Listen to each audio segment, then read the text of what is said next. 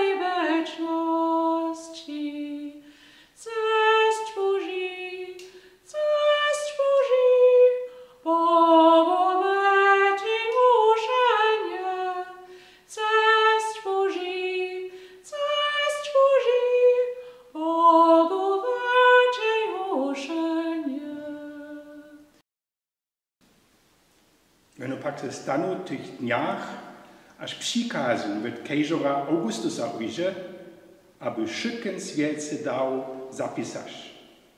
A to zapisowanie wieszo to predne, a stanu se każ Cyrenius Syris Kusenius zastojasza. A szybnie rzechu, aby se dali zapisać, każdy do swojego miasta. A Józef Rzeszo też z Galilejskiego, z tego miasta Nazareta, do żydowskiej ziemi, k tomu miasta Dawida, któremu szkonie Betlehem, tego dla, aż weń tej wiarze, a szlachte Dawida pieszo.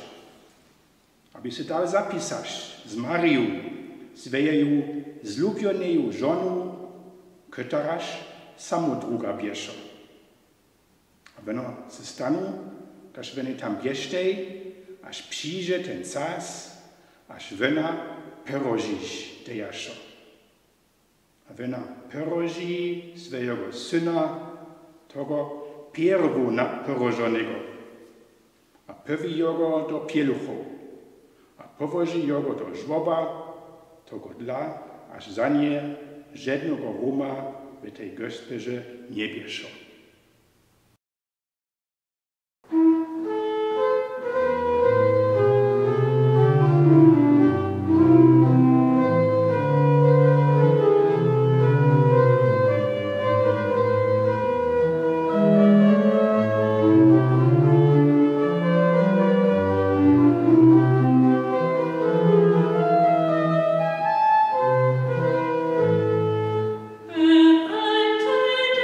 See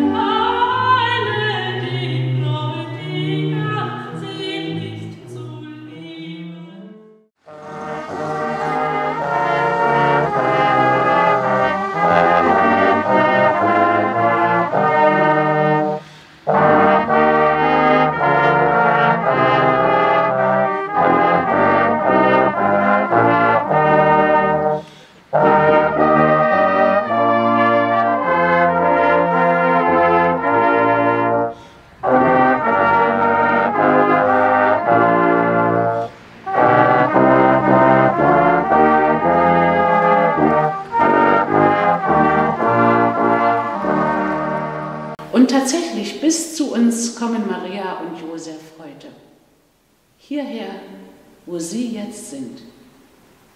Denn das Wort ward Fleisch und wohnte unter uns, und wir sahen seine Herrlichkeit.